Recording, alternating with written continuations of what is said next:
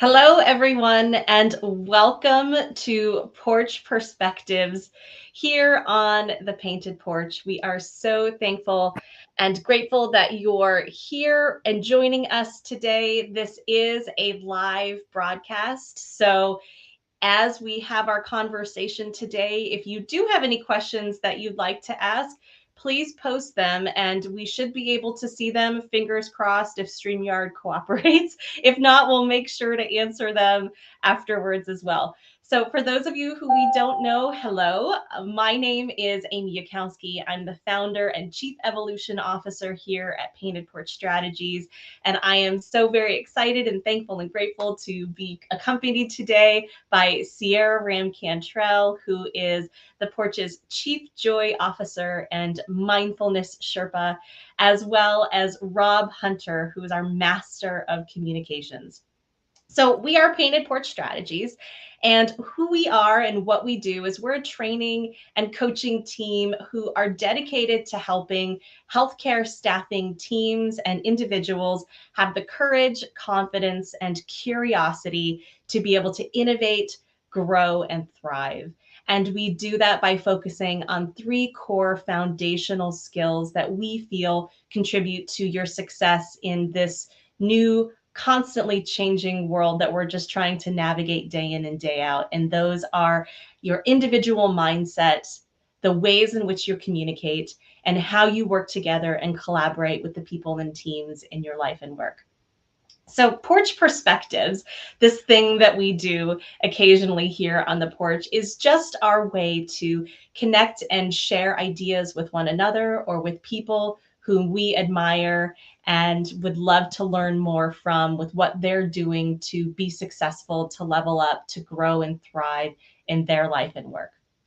Today's porch perspective is all about communication and how communication is what we feel is one of the critical keys to helping you be successful in your life, in your work, and all of those places in between. So Sierra, Rob, welcome. Thanks for being here. I hope that you're as excited as I am about this conversation that we're going to be having today, all about communication.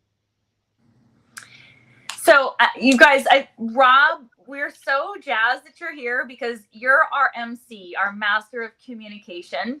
Rob has been in the radio and broadcasting industry for 25 years. Is that accurate, Rob? a lot of years. A lot of years. Rob has a fantastic perspective about communication beyond some of the ways that we might be thinking about it. And when you think about most of Rob's work, at least all that I've known him for, has been on radio. And what's very different about radio as a means of communication is that you cannot see a face. So there's no visual cues there. It's all auditory. So he has to be such a clear communicator because you can't see what is happening. You have to be able to listen and understand. So when Amy came up with this idea for Painted Porch Strategies, it was kind of like, as she and I were talking, we were like, well, we really kind of need Rob for this. So luckily Rob said, okay, that he would join us.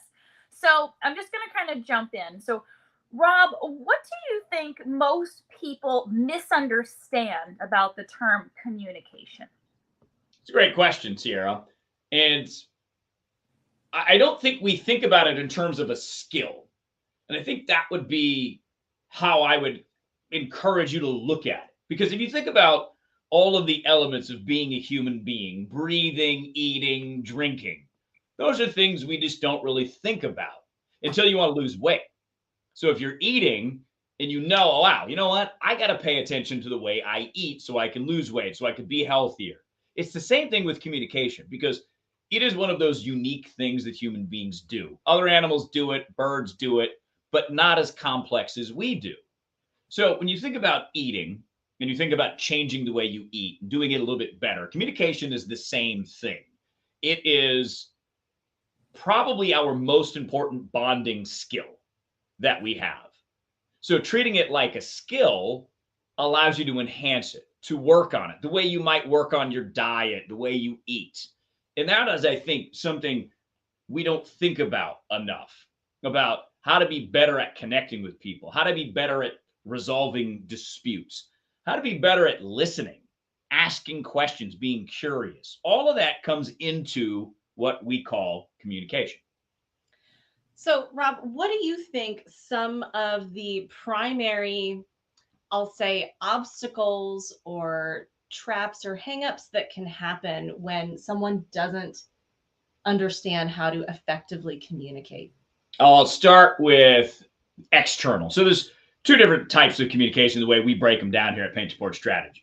It's pretty obvious. First and foremost is your internal communication, how you talk to yourself. How do you listen to yourself? What questions do you ask yourself?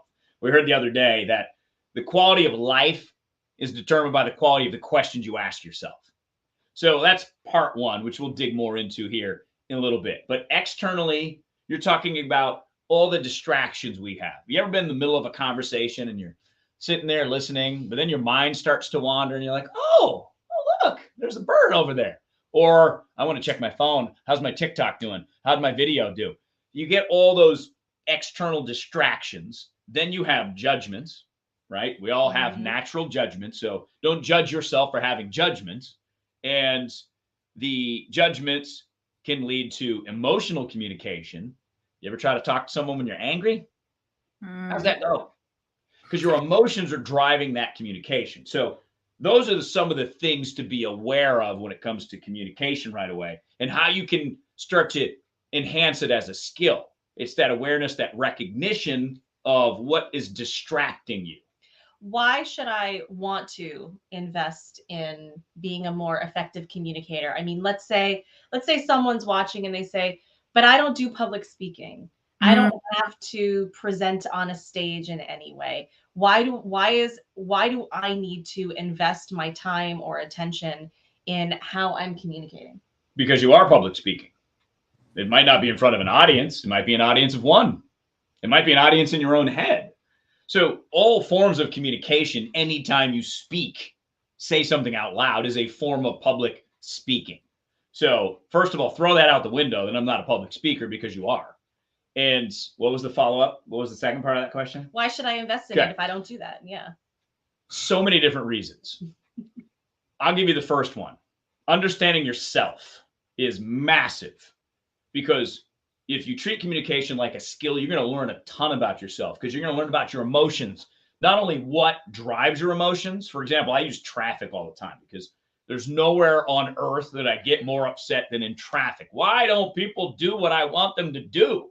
So I've been working a ton on that and how I communicate with myself, not just with the words I say in my head, sometimes out loud, not just maybe with a hand gesture that I might use, but how is my body via emotion communicating with me? So there's so many different layers to communication that allow you to have a little bit more self-mastery than you did before. And then when you think of in terms of public speaking, even if it's to an audience of one or an audience of two, whatever the case may be, the clearer you present your ideas, the better off you're going to be. We like to say that working on your communication skills will get you a seat at the table, whatever the table is that you want. So if you want a seat at the head table at the office, communication is the way to do it. And we have ample amounts of proof, not only from what we do here at Painted Porch Strategies, but people like Warren Buffett, who is probably the greatest investor in the world. He said the number one thing he worked on and how he got better as a person and as an investor and as a boss, communication.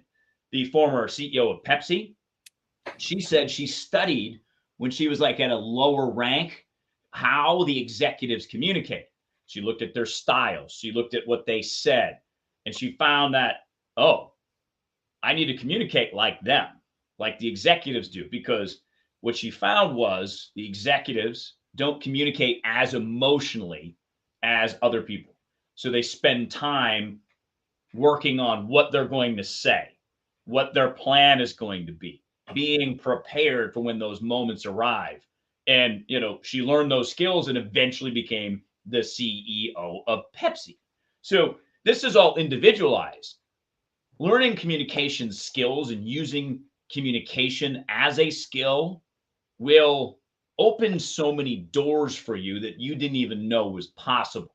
Not only in the external world, whether that's at work, you're going to have stronger relationships with your coworkers. But if you use communication as a skill, you'll have better friendships, stronger partnerships, stronger relationship with your kids. It is something so tantamount to being a human because that is how we express ourselves most often. So I'm obviously a little passionate about it. But I love this passion because this passion is truly, this is what you love, this is what you know, and this is what you do so well and how you help. This is part of your gift, your service to the world. And I love how you did talk about that differentiation between external and internal communication. I think when most people refer to communication, I think most people are thinking about external communication, how you talk to another person, or how two people talk to one another, or groups of people talk to each other. But I think that the internal is something that is forgotten about, because so much of what in business courses, in classes I've taken, or things I've done within a corporation is focused on that external. And I think missing the boat of the internal is a huge mistake, because you cannot show up well for a group of people or another person if you are not whole yourself. And that's exactly right, Sierra. And that's why we've broken up our communication portion of Painted Porch strategies into those two parts. The part that's about you, and then the part that's about how you present yourself. Because when you think about communication, you've driven on the road, you've seen a billboard. There's marketing on that billboard. Your communication starts internally, but that becomes your marketing and how you market yourself and your ideas. So let's imagine you have the confidence to express yourself at work. And then you have this really clear idea that you've given yourself time to prepare for, to really whittle down. Because Albert Einstein said, if you cannot explain something simply enough, you do not understand it well enough. And that only comes in time and working through the language in your head. But as you're working through that language in your head, you're going to find obstacles and bumps along the way. And I have found in my 25 years of broadcasting that it all starts internally, externally. When I'm presenting myself, I have to really think about what I'm going to say ahead of time so it can be clear. And as I'm thinking about certain opinion to give, there's certain things that rattle around. You're like, do I really want to say that? Is that really how I think about things? I'm like, oh no, maybe you shouldn't say that because this might happen. So you go through this entire process of how you communicate with yourself, and you learn how your emotions impact what you say. And that is the biggest part of internal communication, is emotions drive language, because your body feels a certain way in a certain spot that we really have you tune into, because then you can go like me in the car, my anger hits me right here in the jaw. So I'm like, oh, when I feel that tinge in my jaw, I know I'm mad. So now I can react quicker and I can change my state quicker. Doesn't always happen immediately, but I'm so aware not to communicate in that state. So I typically just shut up. But you have emotions of joy and happiness and frustration and anger, and you run the whole gamut, and all of those will impact what you say. So that's what that important part of it is. And then there's that sneaky part that's always been a part of me. I like to call them the Mr. I'm not good enough passenger. He likes to hang around, likes to pop up every now and again, but he used to come out a lot. And that is the genesis of the first part of what we teach communication as a skill, to focus what you say, Sierra, internally, is what negative thoughts, what negative self-talk, because we all have them to various degrees, but how do those not just impact what you say, but impact how you feel, impact how you view the world, and impact whether or not you might want to go for it or not. So that's why we really focus on that part, the internal communication, as a skill as well, that you can master. It takes work, but you can do it. So when it comes to your internal communication, I just want to add a little point here, and then you can piggyback on that, Rob and Sierra as well, is that we can say that we can leave our emotions at the door, or when you go to work, you can just leave what's going on in your life behind. But the reality is that's not true. We are a whole person. We have one body, one mind, one set of, chemicals and nutrients and everything going around inside of us. And so it is almost impossible to create this hard wall separation between who you are as a person and then how you communicate in different situations in your life. And so I just wanted to touch on that because you're exactly right, Rob. What is going on within you is going to leak out in some way, shape, or form. So being able to recognize and then have tools that are available to you to then master what's going on within you to ensure that when you are delivering your message, when you are sharing that idea with your team or with your family or with your friends, that you're not only being heard but seen and you're making that impact. I think that's the big thing when it comes to understanding why communication is so important and why it's one of the keys to your success, because you're exactly right, Rob. Communication is your billboard to the outside world. What you say is how people see you. How you behave can and will be used against you in a court of public opinion. Well, oh, that's a great point. Yes. So being able to effectively communicate and share those ideas and share them in a way that is, I'll say, not necessarily positive, but that is Authentic. Promoting and authentic and moving that idea forward. Is going to help you have a better chance of getting what you want out of life and in your work, and also getting your ideas put into action, so that way you can feel that sense of purpose and fulfillment and success. And isn't that what we all want, right? We all want to step into our true selves, because I do think that we all have a calling somewhere deep inside. Focusing on to your question again, Sierra, on your internal communication can help you tune into that, to help you find out what it is you really want and try to get yourself going in that direction. So I want to ask you both, they have both taken my program. It's called Master Your Message. It's available for you. There's a boatload of tools in there to help you with all of these. So there's the quick sales pitch for you. But what was it either about Master Your Message or this idea that communication is important that was a green light for you, a light bulb to go, oh, I didn't really think about communication as something that I should consider like a skill, like the way Steph Curry shoots a jump shot. He practices. He shoots jump shot after jump shot after jump shot, so he's ready for game time. It's the same principle. We just don't think about how we verbally connect with one another or how we verbally or emotionally connect with ourselves as being that important, or, well, this is just the way I am.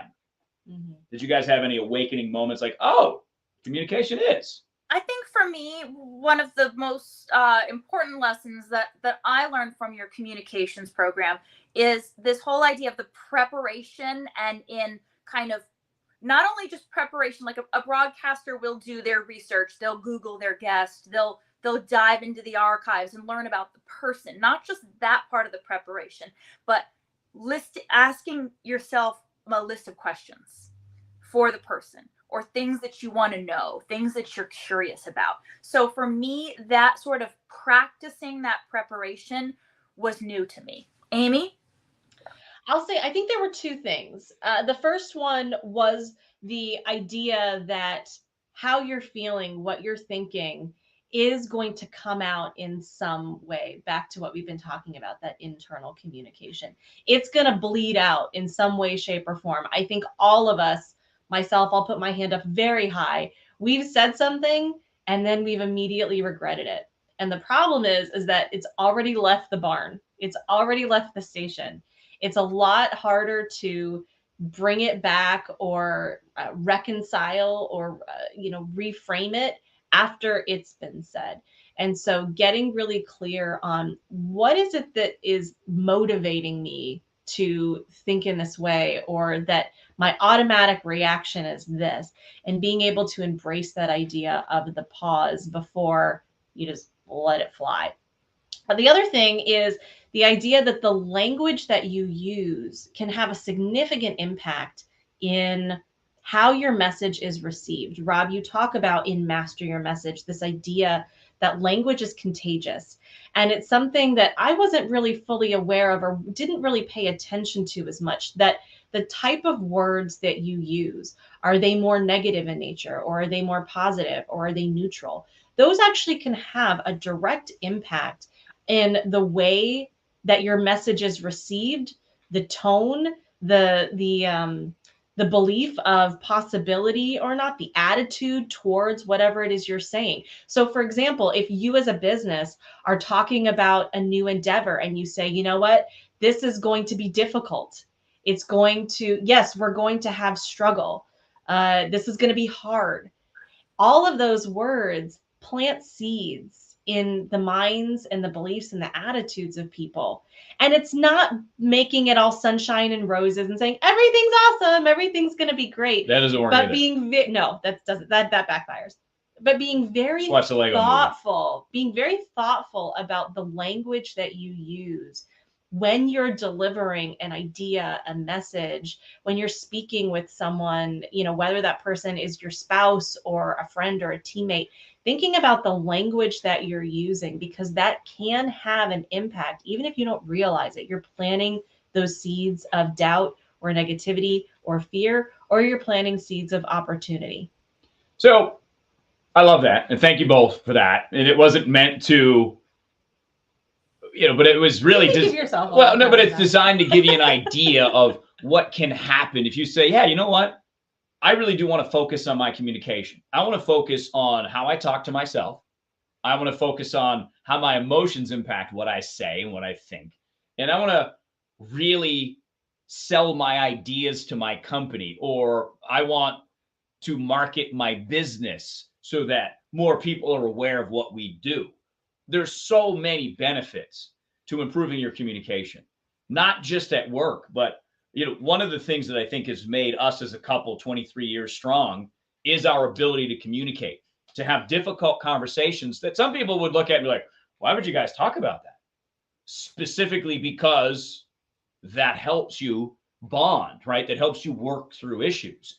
It is a skill, and we have a tool for you in Master Your Message that is called PLEASE. It's about dispute resolution. The acronym is self-explanatory once you get into it, because communication can solve most, if not all, disputes, all issues. Sitting down and talking to someone, reserving judgment, listening to them, asking them questions, not only is incredibly fulfilling, it's incredibly insightful.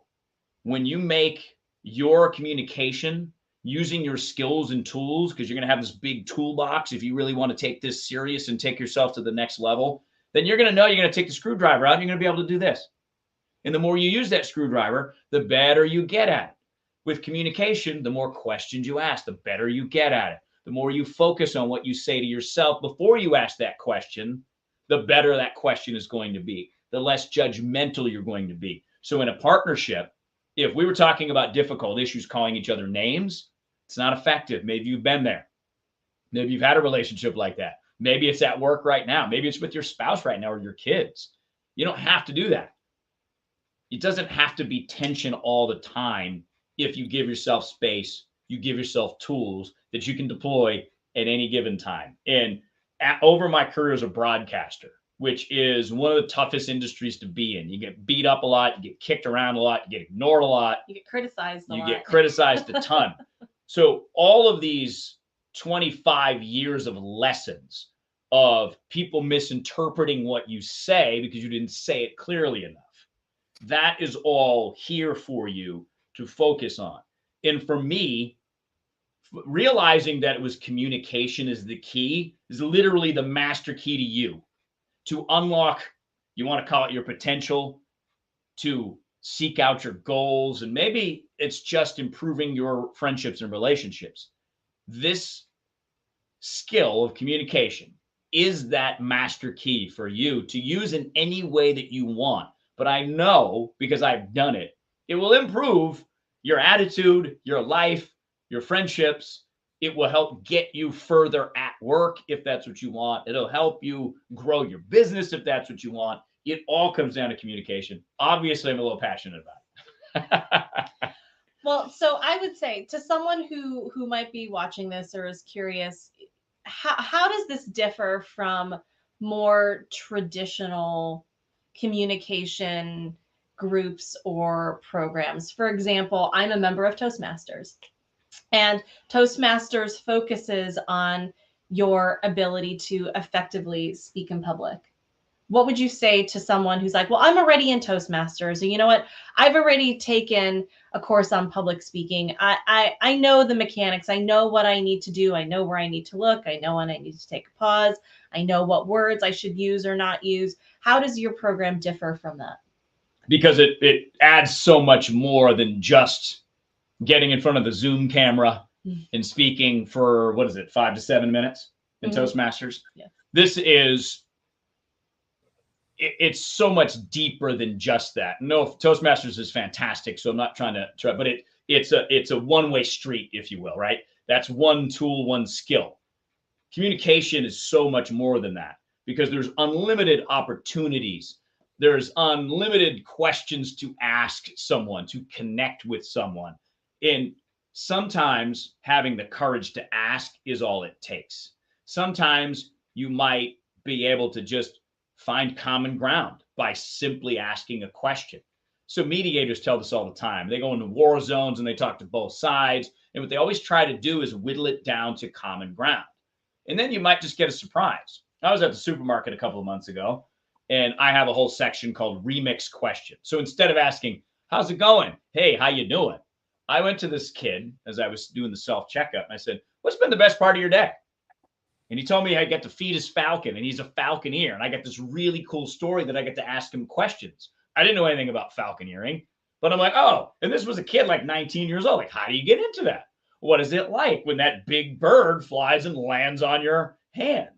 And it might just be as simple as that little connection and that little story, or it might be that question that you asked that propelled your entire career or got you a promotion or got you the raise, whatever it is that you're looking for, because the tools give you the ability to go into your boss and effectively ask for a raise, or having a plan when you give your presentation. So Toastmasters is great at this thing, right? Public speaking. What we do is incorporate all of the things for communication every day.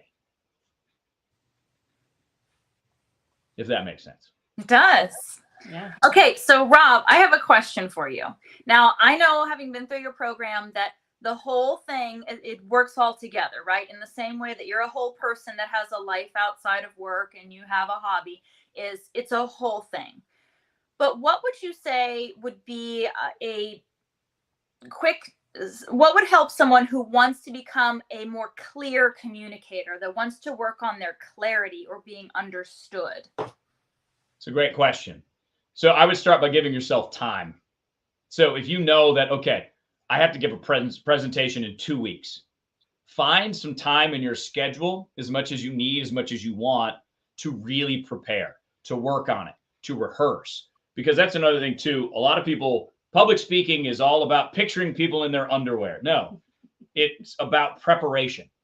Because if you know your speech well enough, you know your presentation well enough, you know that you have a big meeting with your boss and you have an outcome that you want out of this, the more you prepare, the more ready you are when that moment arrives.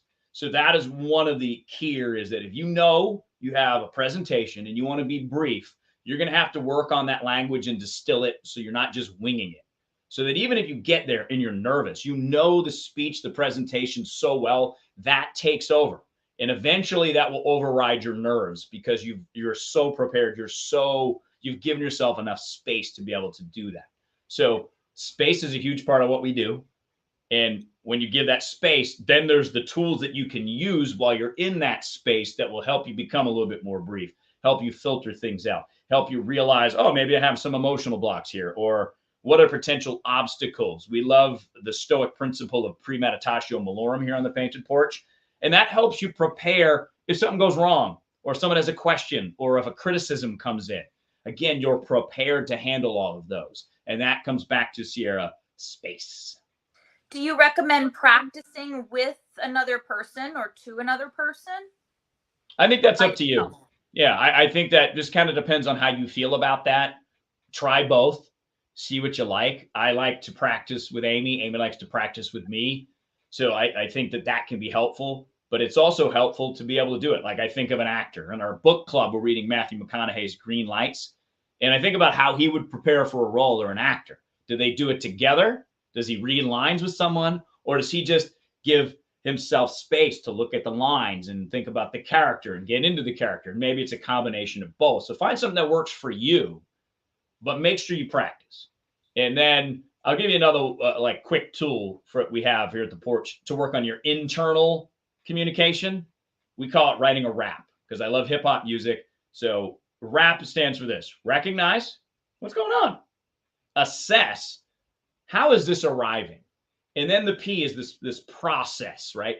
So recognize, assess, process. That's that space, because that's what I have found that has been the most helpful in my life to deal with negativity, self-talk, talking myself out of things, not wanting to get out of my comfort zone. It's that space, and that's writing this rap that has opened up my whole entire life in so much better ways. Okay, wonderful. Oh, go ahead, Sierra. So Rob, I can give you an example of a time that I had a challenging situation as a yoga teacher, and I used the RAP, R-A-P, recognize, assess, process. So I was about to teach a yoga class, and I had preset this whole amazing idea that I wanted to do. And a lot of this practice was doing things on one leg. There was a whole bunch of different, poses that was the right side, the left side on one leg, the other leg being up. I was really excited. I was super jazzed. And I walk into the class where I'm going to be teaching, and one of the students has one leg. Like literally had a prosthetic that they had taken off. They were an amputee. And I immediately began to panic because my entire class I was planning to teach, I couldn't teach, I couldn't say, hey, if you've got one leg, do this. I just wasn't going to do that. So I recognized that my original plan was not going to work. I assessed the fact that I needed to completely change that plan in order to accommodate somebody who only had one leg to stand on, quite literally. And then I had to process that. Okay, which meant I had to let go of my really awesome thing I had planned, maybe just set it aside for another day, and figure out something that would work, that would serve my students. Because I had to process the fact that I was not there for my ego of teaching my really awesome sequence that I'd come up with. I was there to be of service to my students. So there was the RAP: recognize, assess, process. I love that. That's fantastic. And being able to do that on the fly is what also separates you. And that's where the value comes in treating communication like a skill, in spending time enhancing that skill, because it's really, I think, taking the limits off of you, because we all have our self-limiting thoughts and beliefs. It's understanding what those are and their role and how they're not really real, which we have tools for that too. That takes the cap off. That lets you adjust like Sierra did on the fly, because you're much more fluid in any given situation because you have tools and because you're prepared. And short-term gains on that, and then tons of long-term gains on that too. And I'll just add a little end cap to that thought. When it comes to communication, because communication has these many layers, it's the self, it's your interpretation, your beliefs, your feelings, the language that you use, the ways in which you prepare or not, how you listen, how you ask questions. It's through all of those different elements that when you take the time to learn and then to practice those elements, those tools, that you then gain that courage, that confidence, and that curiosity to be able to speak up, stand up, hold court, have, as you like to say, Rob, a seat at the table. It's through that you'll be able to feel more confident in what you're saying. And when you're more confident and more curious in your communication, you are going to create some amazing connections in your life, which can then help, enrich not only your life, but possibly your professional career as well. I do want to add one more final thing, because I think that you do also have a really great tool here that many of us in business have encountered, which are those meetings that could have been an email. And the reason why that we have that feeling is all because of, a lot of times it comes down to poor preparation. And you talk a lot about how to have actually successful meetings, whether your meeting is a family meeting or whether it's a meeting at work, how to actually structure your meetings to be more successful and to move those ideas or those intentions forward. Can you talk about that just for a minute or two? Sure. It's about making it about the other people that you're meeting with. What are their wants? What are their needs? We call it the GenCom method, the general communication method. So in that, there's a bunch of questions that will help you prepare, help you get aligned so that you go into your meeting, like Amy said, whether it's the family meeting, whether it's the work meeting, whether it's meeting with your friends about maybe an upcoming trip that you are going on, it's all right there to make it easy for you. And then, of course, you can enhance it. You could add your own questions, but that's that main idea is when having a meeting, think about the other people and think about whether or not they want to be there. And how do you make them want to be there? Make it about them in some way, shape, or form.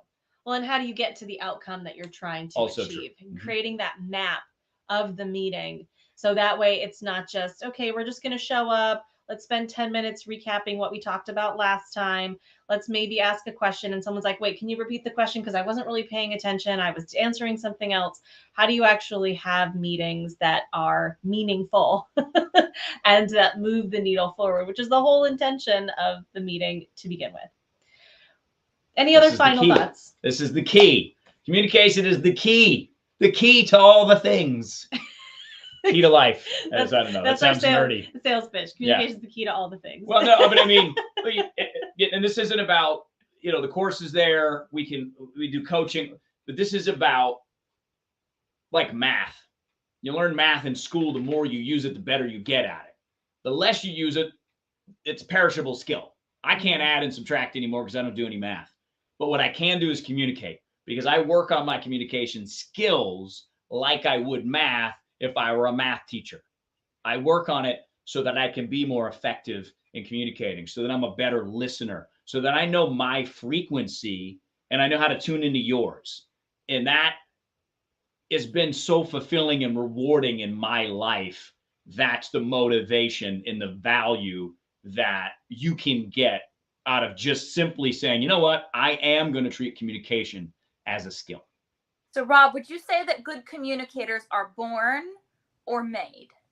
I think made. Some people are natural communicators. Winston Churchill, who led England through World War II, was the prime minister on several different occasions. He knew that when he spoke, especially when the Nazis were bombing London, he had to be precise and clear.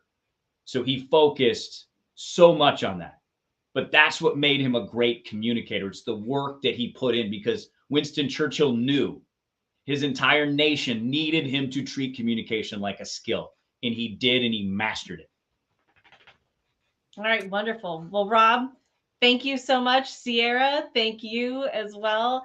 Thank you to those of you who were here with us and sharing with us. If you have any questions about how you can get started or a way that you can immediately start to improve your communication, definitely reach out to us. Put a comment here. You can also check out our YouTube page. Rob has a lot of great videos out there on how you can start your communication journey. Or you can join us here on thepaintedporch.com, and we would love to help support you in growing and evolving and thriving in your life, in your work, leaning on one of these key tools, which is communication. And take the course. Trust me. It's only $59 right now. Take it and you will gain so much out of it. That's less than a meal out, where you have to, and hey, it's less than a meal out, and the next meal that you have, you won't just both be sitting on your phones the whole time. You'll actually have a conversation and a connection. Invest in yourself, because these are, if communication is the key everywhere, then why not let that key open doors for you? Beautifully said.